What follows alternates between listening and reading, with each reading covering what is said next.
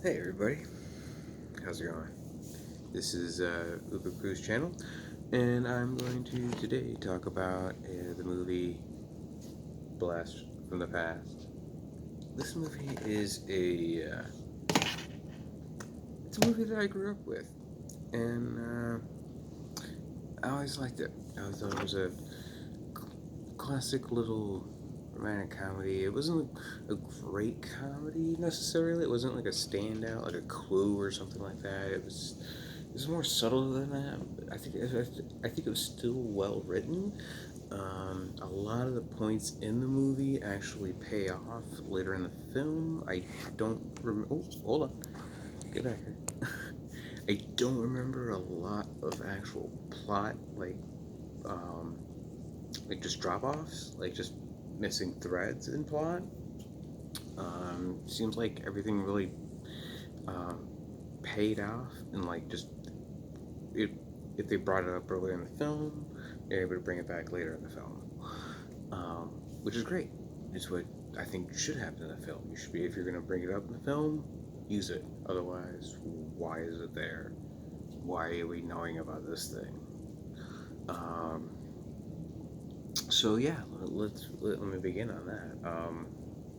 The movie starts off with Brendan Fraser, and everybody knows Brendan Fraser, classic Brendan Fraser, early 2000s, 90s films growing up. And of course, I think she was pretty good looking. Alicia Silverstone back in the day. I thought she was really cute. I guess that was my age group. Actually, she's older than me, but still. Um, who else? Oh, the great, amazing Christopher Walkin, as well as Sissy Spacek. So the film is about a the general story is a fish out of water story about Brendan Fraser plays a guy named Adam. He grew up in essentially a bomb shelter that was designed and built by his dad, Christopher Walken. Now, when this movie came out, this was back in 1999, back in the 1900s. Um, it was still looking back at a previous time in America back in, I want to say the 60s, early 60s, late 50s era, essentially. I don't remember the exact year. Um, let's see if it says it right here. 35 years later. So then that would essentially be, yeah, like 64. Let's see. 35 years from 1999. So that'd be 30 years prior. That'd be 69. Yeah, so like 64, right? Yeah, so that's prime. Yeah, that's like middle America, like of that era. So the it, it starts off in the city of LA, not necessarily in LA, but like in the suburbs of LA of that time. And back in the early day of LA and stuff like that, I guess they had a lot of more farm areas. Obviously, there's just less population density and just different economics and whatnot. So the it starts off with basically Christopher Walken. He's throwing a party at his place, and it's got a lot of people there, and they're all just having a good time. He's throwing all these classic Walken like charisma and his just throwing out jokes, and it's funny. His wife is playing the standard housewife of that era. Um, and they just had that's their roles that they did. Um, I think that looking back at it's interesting about the um, looking at that cultural dynamic of that time, and I I I. I've always liked the characters and how they were developed in the film because there's not a lot of things in the film that don't make sense. Like everything was like, it makes sense for this character to be this way because of this.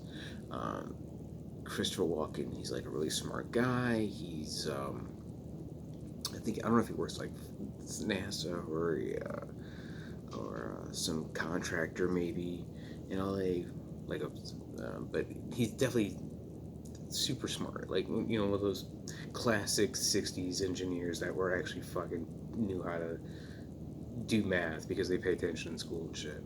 Um, so yeah, that makes no surprise to me. This is a classic story of people who like busted their ass and taught their kid and they became excellent. It's just the way it works. Um, so um, he's in the he so I lost my train of thought. They're at the party. Something a news broadcast comes on the TV at the party about the Cold War. He is worried about what's going on. He basically tells the people at the party he's going to have to cut it short, and that just due to circumstances, he's worried and everything else. Other people have the common mindset of what most everybody would have. This is just blown out of proportion. Obviously, we're just going to go along our daily lives. It's just something that I can't control, and there's nothing wrong with that necessarily. It's just that's the way people live, right?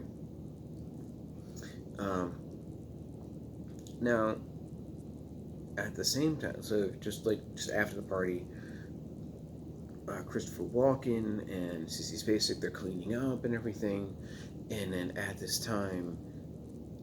same time, what drives that plot forward is there was also, because of a warning that came across the TV, there was also a heightened alert in the military where there was a fighter jet that was deployed, and I guess one of the bomb payloads accidentally dropped or something. I don't remember exactly the details of the movie, but it basically there was an accidental drop of a bomb. That drop landed in the backyard of Christopher Walken's place, who then thought this was like the end of the days. Like, oh my God, this is the Russians are attacking. We've only got minutes. So he grabs Sissy Spacek. Mind you, she's pregnant actually during this at the party with Brendan Fraser's character Adam when he's a kid. So he has no idea. He has no idea of the outside world when he grows up. Um, so Christopher Walken, he takes Sissy Spacek and to save their lives essentially, which isn't necessarily the wrong play. If anybody makes sense, you want to run like, oh my God, let's go. There's a bomb. It's just the way he thinks. He's going, and then they go down into the bunker. He's been developing this bunker for years at this point. A survivalist. He's also one of these smart survivalists, not these country boys that survivalists. So he knows what he's doing. You know what I'm saying? He's got like a fishing pond. He's got recycled water. He's got the pH by, you know what I'm saying? He's got it all set up. And then they go, and later on in the film, they go into that. So he's got this whole place set up. In fact, it's an exact basic replica of his house. Oh, man. Excuse me. It's basically it's a replica of his house above ground, beneath the ground. And there's a funny little joke with Sissy Spacek where she's talking about, Calvin, this is different. Talking about living underground and everything. It's funny. It's a great line. So she's now mind you, she's trying to stay sane during this thing because she's just again playing the classic good wife to the husband and the situation, trying to stay sane. How do you stay sane in circumstances like this? But she's got the kid, And that, I think that alone, I think if they did not, I think if the plot obviously it wouldn't work if there was no kid, but in a real life scenario, if this couple didn't necessarily have a kid for 30 years, then they'd probably just kill each other. I mean, if she can have a kid or something, or like it's just them two, they'd probably just kill each other at one point. He'd probably kill her, or vice versa, or something. But anyway, so they go through this montage of 30 years, 35 years living underground. They show Adam growing up and like he's doing birthdays, and they're they're teaching him French and like calculus and like all the things that you should be learning, like in school. So you get to see him actually becoming what should be an adult. They have no frame of reference what the outside world's like, but so they can at least prepare him enough so that way when he does, if he gets the chance to go out, that he can do so and be prepared. So then, uh, at the same time, the real world in the movie continues on as we all know the history of the culture in the past 30 years. It's actually funny. There's a side story of after they go into the bunker, the no one knows exactly what happened to them. They just kind of figured either he killed her and took off or something, and so they tear down the house and they put down a oh man, excuse me, hold on, I can drink of water. So he so they tear down the house and they build a strip mall, and inside the mall it's ran by a mom and pop store, so like an old school diner. And so the diner is ran by, I'm actually looking it up now, let's see, Dale Raoul as the mom. She was the older mom, and then the son was Joey Slotnick. He was on Nip Tuck, I think in the mid to early 2000s. He played like the shitty doctor that was kind of in competition with the main two doctors in Nip Tuck. That was I like Nip Tuck, but that's the only real thing I can really think of him in. I think he was in like some other films like back in the 90s that really didn't take off. I don't remember exactly, but anyway, it's a funny thing. He's funny in that movie because you see him progress throughout the time, from the 60s, the 70s, up to the 2000, up to the 90s, and then in like the 60s when they open up the store, it's like an old 19, it's a diner of that era, and like it's super clean, like he's all energetic and like spunky because he's young, and like, yeah, my mom just hired me here and for $1.50. Can you believe that? And like he's just like super excited, right? It's just that of that time. Fast forward 10 years, and then all of a sudden it turns into a like a normal bar, and it's not like an actual diner anymore. It's just a bar, but it's owned by the same mom and son. And he's pouring drinks and everything. And he's like, I hate this place. It's just funny. And then like 10, 15 years later, it shows them. It's like even worse bar, right? It's like a biker bar. It's just all run down. He's got tattoos all over his face. He's like, it's just like he's I think he's got one tattoo, like the eye. I forgot the symbol, but it's got the eye on his forehead, right? That's one that's just been working there for so long. It's just funny. And then from there, he he just basically loses it. He just basically loses it. The mom gives up. She's like, "You can have this shithole, no charge." Cool. Um, so he doesn't necessarily run a business anymore at this point. He just like owns the building, and like him and his friends just kind of like squat there. Um, Eventually, meanwhile, back in the basement, uh, it gets to the point where it's Adam's birthday. I think it's his 35th birthday. So at the time, there was also a timer set in the basement that Christopher Walken set up for 35 years to stay in the bunker so that way radiation would lower enough to be able to go out.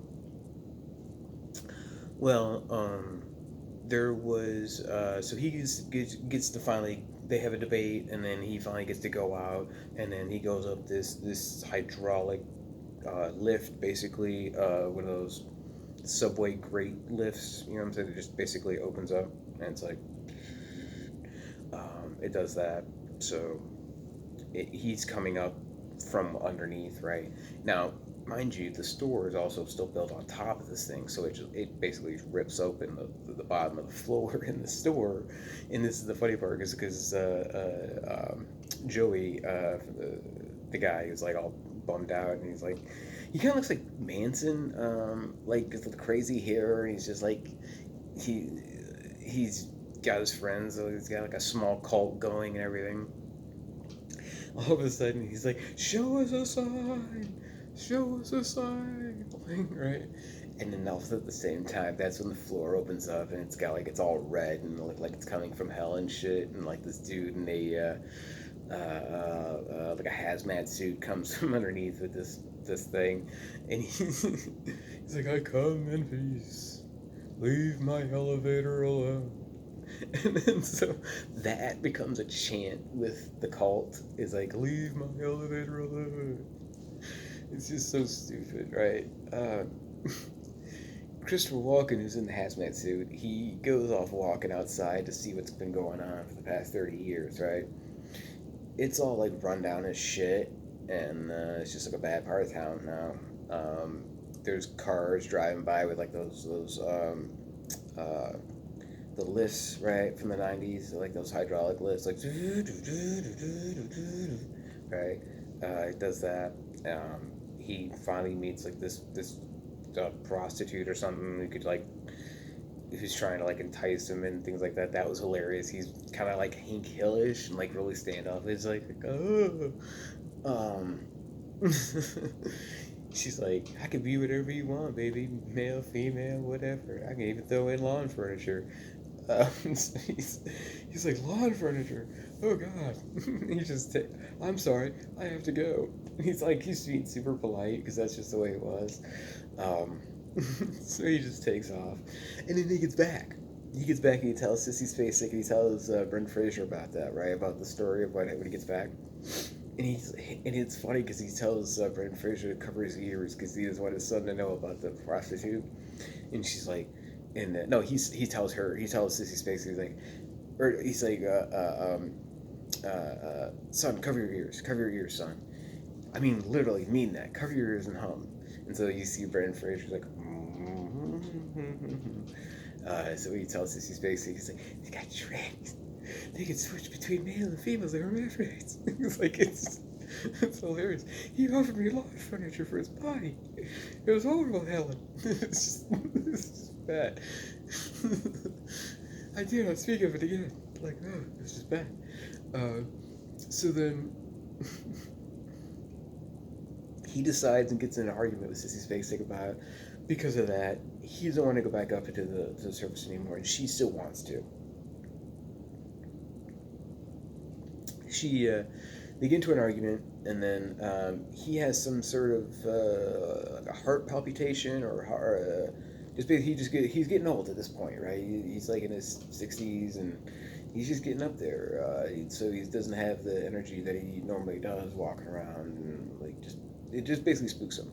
So he during in the movie he goes through, and Brenden Fraser has to go up for his dad, essentially, to collect supplies and maybe meet a nice girl from Pasadena, because that's where his mom used to know girls from Pasadena back in the day, and so they were nicer. Again, that plays later in the movie, and so that's when he meets up with Alicia Silverstone, who's working at a local pawn shop slash baseball card dealer, whatever.